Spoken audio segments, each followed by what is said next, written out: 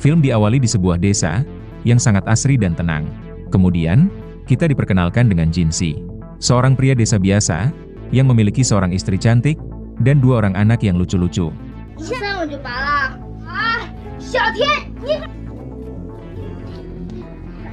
Pada pagi hari itu, Jinsi dan keluarga beraktivitas seperti pada pagi-pagi sebelumnya. Jinsi terlihat sedang mempersiapkan peralatan sebelum berangkat ke pabrik kertas, tempat di mana ia mencari nafkah. Sementara itu, istri Jinsi sedang menyiapkan menu sarapan. Keluarga kecil Jinsi terlihat sangat bahagia, meskipun hidup dalam kesederhanaan. Selesai sarapan, Jinsi langsung berangkat bekerja, sembari menyapa setiap warga desa yang ia jumpai di perjalanan.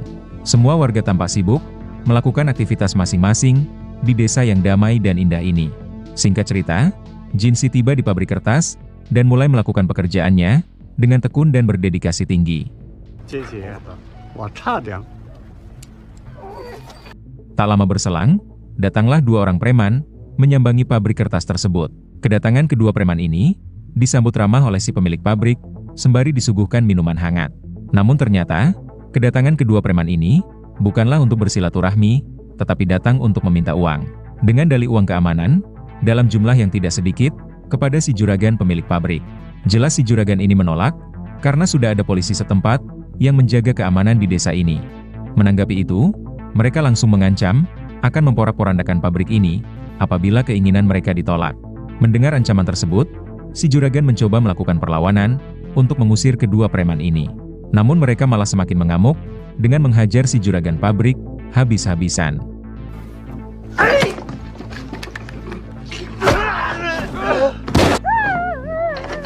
Istri juragan yang melihat itu langsung berteriak memanggil warga untuk segera menolong suaminya.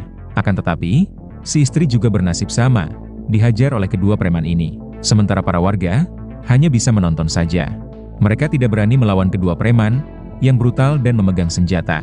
Begitu juga dengan Jinsi yang terlihat bersembunyi dalam keadaan panik dan ketakutan.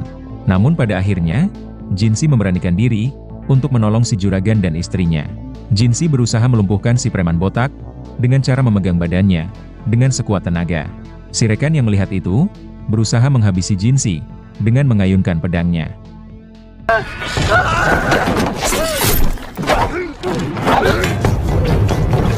Namun ayunan pedang tersebut malah justru mengenai telinga si preman botak.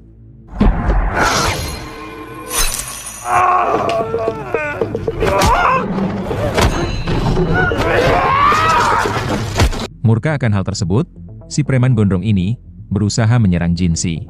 Namun sialnya, ia malah terpeleset hingga kepalanya terbentur dengan sangat keras sampai akhirnya tewas.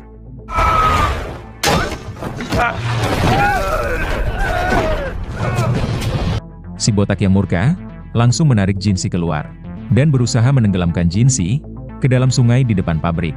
Akhirnya si botak ini juga bernasib sama seperti rekannya, yaitu tewas karena terbentur.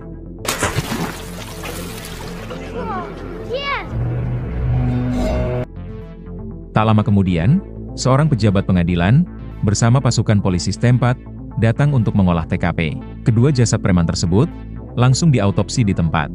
Anehnya, pihak medis tidak menemukan adanya luka yang serius yang menjadi penyebab tewasnya kedua preman ini. Si detektif polisi yang bernama Kay pada akhirnya mengetahui kalau kedua preman ini adalah 2 orang buronan yang sudah lama diincar oleh pihak berwajib. Keduanya dikenal sangat kejam dan sudah menghabisi puluhan orang, para korban yang mereka rampok.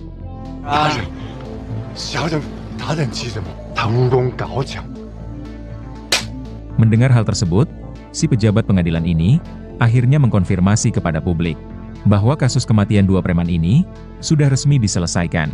Si pejabat pengadilan ini juga berterima kasih kepada Jinsi berkat keberaniannya dalam menyelamat si juragan dan istrinya. Dan pada saat yang sama, Jinsi juga berhasil menghabisi 2 buronan paling berbahaya. Jinsi lantas merendah diri, berkata bahwa kedua preman tersebut tewas bukan karena kehebatan dirinya, melainkan karena kesialan mereka saja. Akibat kepala kedua preman tersebut terbentur dengan sangat keras, hingga menjadi penyebab mereka meninggal. Kendati demikian, warga tetap kagum kepada Jinsi, dan langsung mereka berikan gelar sang pahlawan di desa ini. Sebagai bentuk penghormatan dan terima kasih, mereka lantas mempersembahkan sebuah lagu patriotik khusus untuk Jinsi. Karena kasus ini sudah selesai, si pejabat dan para polisi lainnya langsung pergi dari desa ini. Tapi si detektif polisi yaitu Kei, ternyata masih belum puas dengan hasil akhir penyelidikan kasus ini, yang terasa ada sedikit kejanggalan. Karena bagaimana mungkin, Jinsi yang seorang pekerja pabrik biasa, berani melawan dua orang preman brutal, yang sembari memegang sajam. Jinsi sangat yakin, kalau kedua buronan preman Inch, tewas bukan karena benturan keras, dalam pergelutan sengit tersebut. Tetapi karena ulah Jinsi, yang sengaja menghabisi kedua preman tersebut, agar terlihat seperti sebuah ketidaksengajaan. Kei sangat curiga, kalau Jinsi, bukanlah orang biasa. Saat itu juga, Kei mulai menggali informasi, kepada beberapa orang warga desa, terkait siapa sebenarnya Jinsi. Seorang warga mengatakan kepada Kei, kalau sebenarnya, Jinsi bukanlah warga asli desa ini.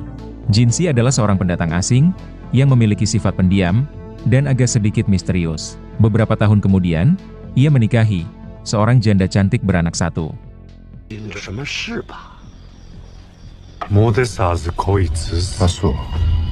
Setelah mengantongi info tersebut, Kei kembali memeriksa jenazah kedua preman tadi. Ternyata salah seorang dari mereka tewas bukan karena terbentur, melainkan terkena jurus pukulan maut yang tidak meninggalkan bekas. Di mana pukulan maut seperti ini hanya bisa dikuasai oleh seorang ahli kungfu saja. Kei semakin yakin Jinsu bukanlah orang yang sembarangan.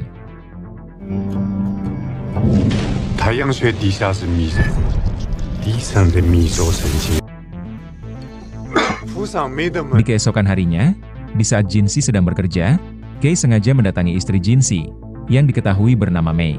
Mei pun menyambut kedatangan Jinsi dengan cukup hangat dan ramah.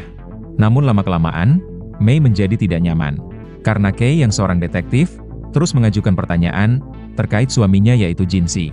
Mei mulai merasa curiga, kalau kedatangan Kei ke sini, bukanlah untuk bersilaturahmi, tetapi untuk menggali informasi terkait masa lalu Jinsi.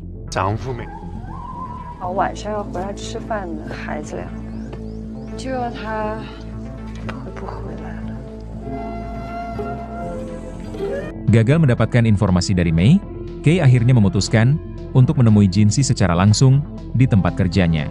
Dengan alasan penyelidikan, Kei lantas meminta Jinsi menceritakan saat kejadian, ketika ia bergelut dengan kedua preman, dengan sedetail-detailnya.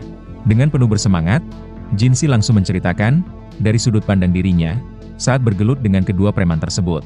Sama seperti yang sudah Jinsi ceritakan sebelumnya, kepada si pejabat pengadilan, bahwa dalam pergelutan tersebut, Jinsi tidak melakukan perlawanan, dan hanya berusaha mengelak, dari serangan kedua preman tersebut.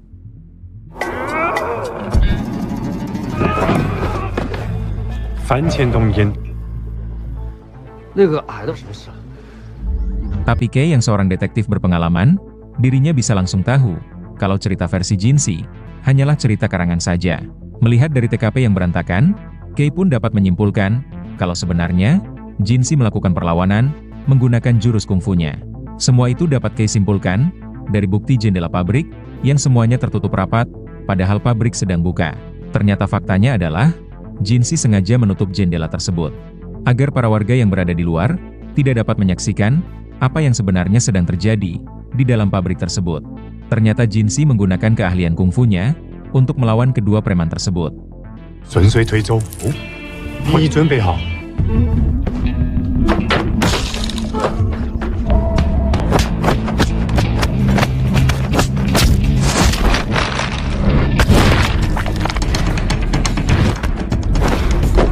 Karena gerakan cepat dari Jinsilah, yang menyebabkan telinga si botak terpotong, oleh pedang rekannya sendiri.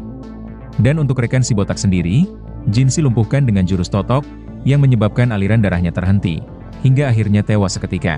Namun dari cerita versi Jinsi, rekan si botak tewas, karena kepalanya terbentur dengan keras.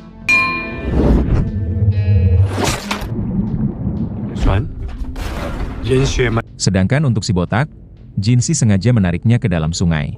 Ketika si botak menenggelamkan Jinsi, di saat itulah Jinsi langsung mengeluarkan jurus mautnya, yang langsung mengenai urat bawah telinga si botak, sehingga membuat otaknya berhenti berfungsi, dan akhirnya tewas seketika.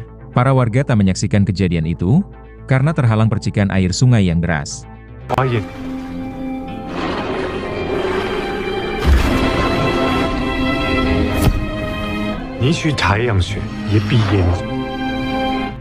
Meski sudah dapat menyimpulkan kejadian yang sebenarnya, Kei tetap tidak membuktikan, tanpa menyaksikan dengan mata kepalanya sendiri. Hingga di dalam perjalanan pulang, Kei sengaja mendorong Jinxi, hingga terjatuh ke sungai di bawah jembatan.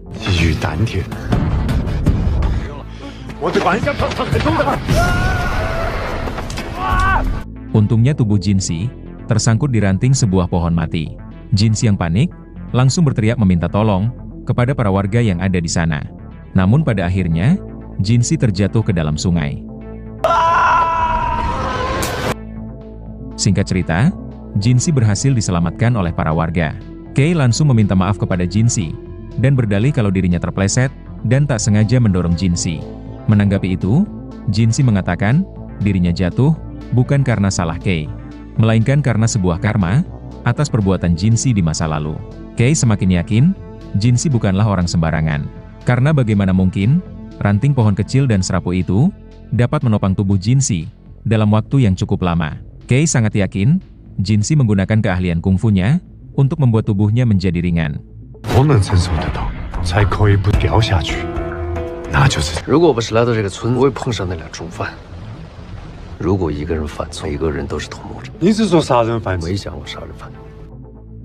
Di keesokan harinya, Kei menugaskan seorang anak buahnya untuk mendatangi sebuah desa yang diyakini adalah desa kelahiran Jinxi, tak lain untuk menggali informasi terkait identitas Jinxi yang sebenarnya.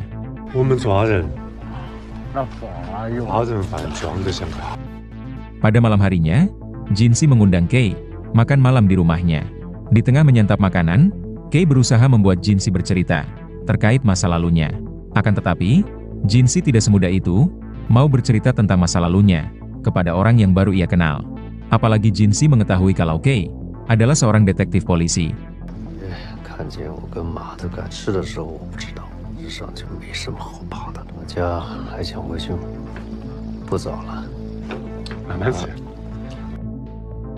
Di keesokan harinya, warga desa melakukan sebuah upacara adat, khusus untuk beberapa orang bocil yang sudah genap berusia 12 tahun, termasuk anak sulung Jinsu. Pada tradisi Cina kuno, bocil laki-laki yang sudah berusia 12 tahun, sudah resmi dianggap sebagai laki-laki dewasa. Kemudian, pakaian mereka pun diganti, dari pakaian berwarna putih, ke pakaian yang berwarna hitam. Dari jarak yang tidak begitu jauh, Kei terus memperhatikan Jinxi, yang tampak sangat bahagia, karena anak sulungnya, kini sudah dewasa. Jinxi sangat menyayangi anak sulungnya itu, meskipun bukanlah anak kandungnya.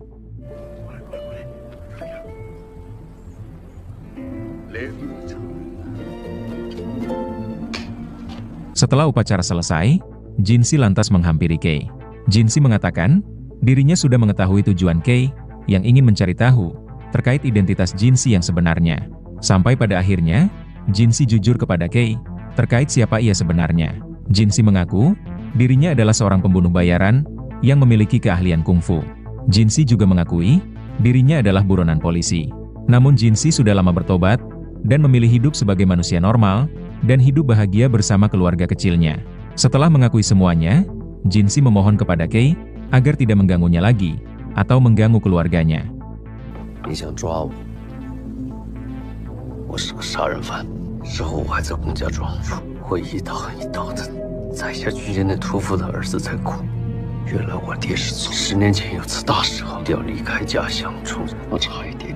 Kemudian, Jinxi meninggalkan Kei, yang tak bisa berkata apa-apa, setelah mendengar semua pengakuan dari Jinxi. Kendati demikian, Kei masih merasa, Jinxi belum sepenuhnya jujur. Kemudian dengan sigap, Kei menyerang Jinxi, menggunakan sebuah kayu, di depan para warga. Berharap agar Jinxi mau melawan, dan mengeluarkan jurus kungfunya, agar para warga dapat melihat langsung, siapa Jinxi sebenarnya. Akan tetapi, Jinxi sama sekali tidak melakukan perlawanan sedikit pun. Kemudian, Jinxi segera membawa keluarganya pulang ke rumah mereka. Namun para wargalah yang justru marah dan kecewa kepada Kei. Mereka semua menganggap kalau Kei sudah sangat lancang memukul pahlawan desa mereka, yaitu Jinxi. Mereka lantas mendesak agar Kei segera angkat kaki dari desa mereka. Saat akan meninggalkan desa ini, anak buah Kei datang melapor. Si anak buah melapor kalau ternyata memang benar, Jinxi adalah seorang pembunuh bayaran brutal yang memiliki keahlian kungfu. Sebelum menghilang dari desa tersebut, Jinsi sempat menghabisi sebuah keluarga dengan cara yang sangat brutal. Dan sejak saat itu, Jinsi menghilang bak di telan bumi. Oh, 72地杀大人。 Setelah mengetahui informasi tersebut, Kei langsung mengarah ke kantor polisi pusat, melapor terkait Jinsi, yang seorang mantan pembunuh bayaran brutal, yang sudah lama menjadi buronan polisi. Namun di tengah perjalanan, Kei dihampiri oleh Jinsi. Jinsi lantas menawarkan diri, untuk mengantar Kei ke tempat tujuannya.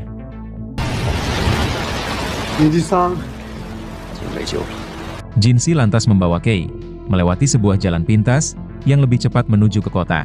Di tengah perjalanan, Jinsi bertanya, apakah Kei sudah mau melepaskan dirinya, yaitu dengan tidak melapor kepada polisi, terkait masa lalu Jinsi, yang sudah ia ceritakan semuanya. Kei menjawab, ia tidak akan memenjarakan Jinsi, karena Jinsi sudah bertobat, dan mau mengakui kejahatannya.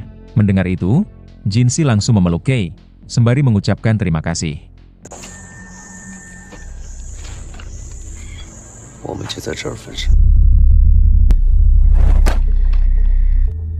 Padahal Kei sengaja berkata seperti itu, karena Kei takut, Jinsi akan membrutal, menghabisi dirinya di tempat.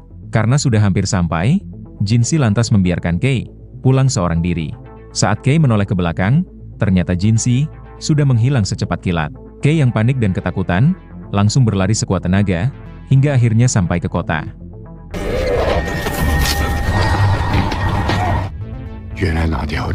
Tanpa membuang waktu lagi, Kei langsung mendatangi beberapa orang pejabat pengadilan, yaitu untuk meminta bantuan mereka dalam mengeluarkan surat penangkapan resmi terhadap pembunuh bayaran brutal, yaitu Jinsi. Namun tak ada satu orang pun dari mereka yang bersedia membantu Kei, karena mereka semua takut berurusan dengan Jinsi, yang seorang pembunuh bayaran brutal yang memiliki keahlian kungfu. Apalagi mereka mengetahui, Jinsi juga adalah salah satu anggota dari sebuah perguruan kungfu paling brutal, yaitu perguruan 72 Iblis.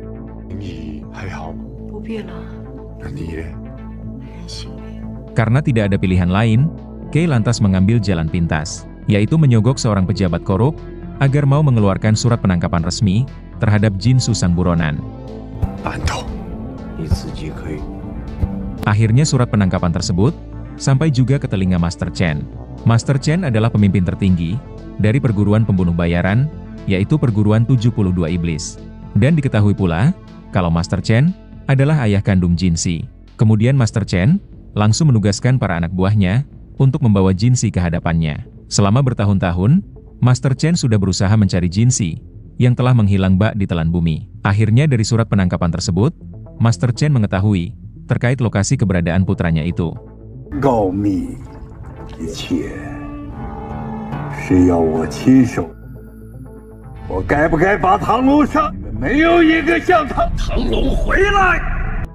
Keesokan harinya, desa Jinsi diserang oleh pasukan anak buah Master Chen.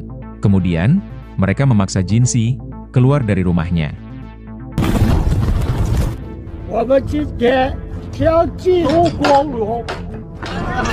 Yang mana pasukan 72 Iblis ini dipimpin oleh Nyonya Iblis 13, istri dari si tangan besi. Kemudian Nyonya Iblis 13 langsung memaksa Jinsi mengakui siapa ia sebenarnya di depan seluruh warga, di mana nama asli Jinsi sebenarnya adalah Tanglong, putra mahkota dari Master Chen, pemimpin perguruan 72 Iblis. Meskipun dihajar habis-habisan, Jinsi tetap memilih untuk bungkam, membuat si Nyonya Iblis semakin murka, dan langsung membantai beberapa orang warga. Menyaksikan itu, Jinsi kembali membrutal, menunjukkan siapa ia sebenarnya.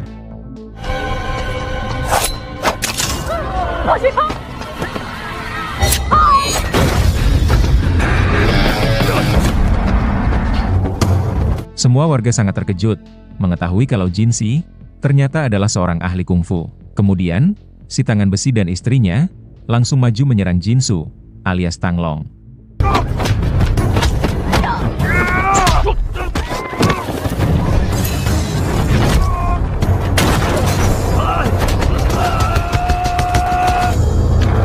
Dari sini akhirnya terbukti betapa tangguhnya Tanglong. Bahkan, si tangan besi dan istrinya tampak begitu sangat kewalahan menangkis serangan kilat dari Tanglong. Sampai pada akhirnya, Tanglong berhasil membantai si tangan besi dengan cara yang sangat brutal. Karena tidak ingin keluarga kecilnya terluka, Tang Long sengaja memancing istri si tangan besi, bertarung sengit di tempat lain.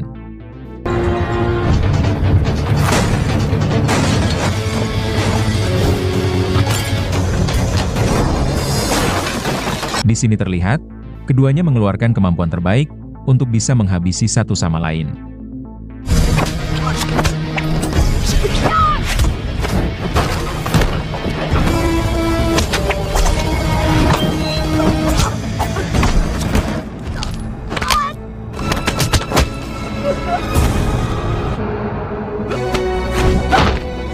Setelah melewati pertarungan yang sangat sengit, pada akhirnya, Tang Long berhasil melumpuhkan si lawan, hingga hampir terjatuh ke dalam jurang.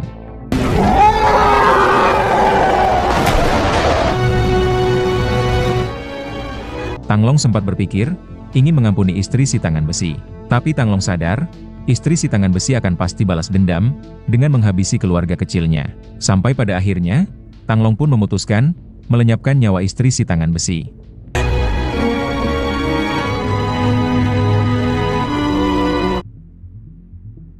Kemudian pada malam harinya, Mei langsung mengemasi barang-barang, dan mengajak Tang Long pergi dari desa tersebut. Namun Tang Long menolak pergi, karena hal itu percuma saja. Karena kelompok perguruan 72 iblis, akan terus memburu Tang Long, bahkan sampai ke lubang cacing sekalipun.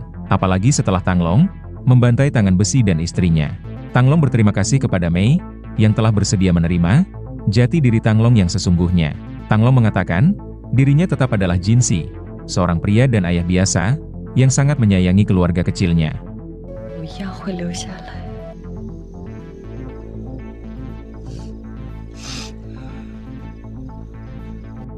Di keesokan harinya, Kei dan pasukan polisi tiba di desa tersebut, yaitu untuk meringkus Jin Si, alias Tang Long, si buronan paling diincar. Kei sangat terkejut melihat ratusan warga telah tewas bergelimpangan, dan sebagian besar rumah mereka juga telah hangus terbakar. Dengan raut wajah kesal dan kecewa, Jin Si lantas menghampiri Kei. Jin Si tidak menyangka, Kei tega melanggar janjinya, dengan mengeluarkan surat penangkapan tersebut. Padahal Jin Si sudah jujur, dan mengakui semua kejahatannya.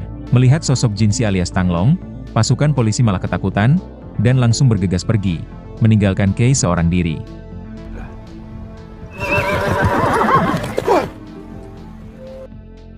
Di malam harinya, Kei memohon maaf kepada Jin Si. Disebabkan kecerobohan Kei, semua malapetaka ini terjadi. Akhirnya Kei sadar, kalau Jin Si alias Tang Long, ternyata memang sudah bertobat. Dan untuk menebus kesalahannya, Kei pun siap membantu Jin Si, agar dirinya berhenti diburu oleh pasukan Master Chen. Yaitu dengan mengelabui mereka, bahwa Tang Long telah mati. Apabila Tang Long sudah mati, maka secara otomatis, mereka akan berhenti memburu Tang Long. Mati yang Kei maksud, bukanlah mati permanen, tapi mati untuk sementara, alias mati suri.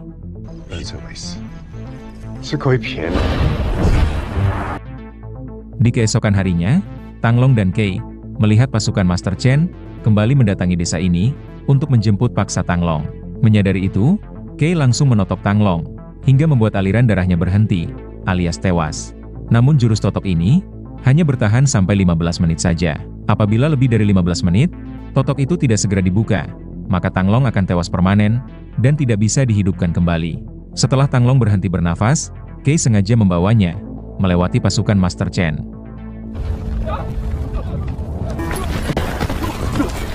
Tangan kanan Master Chen, yaitu Wang, menjadi sangat sedih mengetahui kalau Tang Long ternyata sudah meninggal. Saat itu juga, Wang mengajak pasukannya menyanyikan lagu duka untuk Tang Long.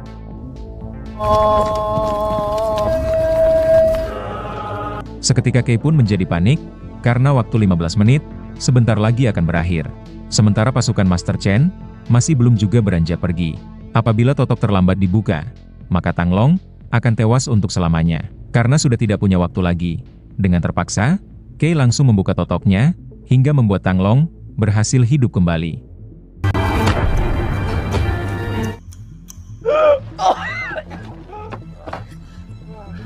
Tang Long yang telah sadar, langsung memotong satu tangannya, untuk ia serahkan kepada Wang. Tangan yang selama ini Tang Long gunakan, untuk melakukan pembunuhan brutal, demi kesetiaannya, kepada kelompok perguruan 72 iblis. Dengan menyerahkan satu tangannya, itu berarti, Tang Long telah memutuskan tali persaudaraan dengan kelompok perguruan 72 iblis. Karena Tang Long sudah tidak lagi berguna, mereka pun langsung pergi meninggalkannya. Karena dalam adat kelompok perguruan 72 iblis, anggota yang cacat dianggap sama seperti sudah mati. Sekembalinya ke rumah, Tang Long dikejutkan dengan kemunculan sang ayah, yaitu Master Chen. Terlihat Master Chen sedang bercerita untuk cucunya. Melihat tangan Tang Long sudah terputus, Master Chen pun marah dan bertanya kepada Tang Long siapa yang telah melakukannya. Dengan penuh percaya diri, Tang Long mengatakan dirinya lah yang melakukannya. Yaitu sebagai pertanda kalau sekarang Tang Long bukan lagi bagian dari kelompok perguruan 72 iblis. Tang Long lantas meminta kepada sang ayah agar tidak lagi mengganggu Tang Long dan keluarga kecilnya lagi. Mendengar hal tersebut, Master Chen mencoba bersikap tenang dan mengajak Tang Long dan keluarganya untuk makan siang. Ketika ingin disuapi, anak Tang Long malah menolak, sehingga membuat Master Chen emosi. Hingga ia pun dengan begitu tega, mengasari anak kecil tersebut di depan ayahnya sendiri. Mei berusaha menolong anaknya, namun ia malah terpental, ditendang oleh Master Chen. Dengan penuh amarah, Tang Long mengatakan, ia malu memiliki seorang ayah yang berjiwa setan seperti Master Chen. Mendengar itu, Master Chen pun semakin murka, dan bersiap akan menghabisi anak Tang Long, yang merupakan cucunya sendiri. Tapi tentu saja, Tang Long tidak tinggal diam, hingga inilah yang ia perbuat.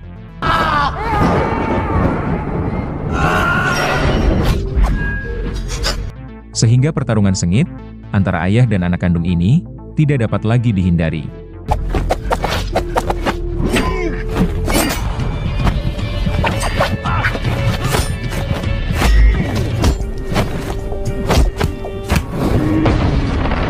Namun ternyata, Master Chen jauh lebih tangguh, sehingga membuat Tang Long cukup kewalahan menandinginya.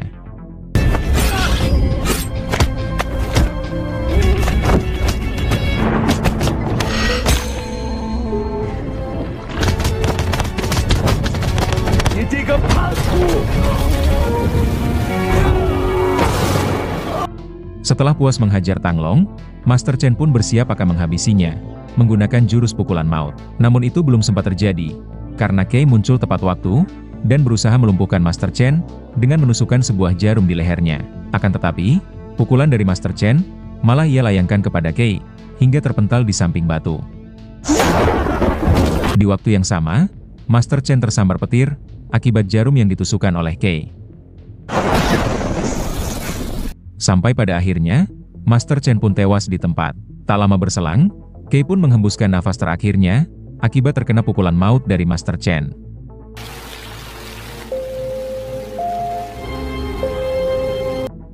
Di keesokan harinya, terlihat Tang Long sudah kembali menjalani kehidupan normal, bersama keluarga kecilnya. Sekarang Tang Long sudah tidak perlu lagi berpura-pura, hidup dengan menyimpan sebuah rahasia besar. Karena sekarang, Tang Long sudah kembali menjadi Jinsi, seorang pria dan ayah biasa, yang sangat menyayangi keluarga kecilnya. Meskipun di sisa hidupnya, harus Jinsi lalui, dengan satu tangan saja. Kemudian, film pun selesai.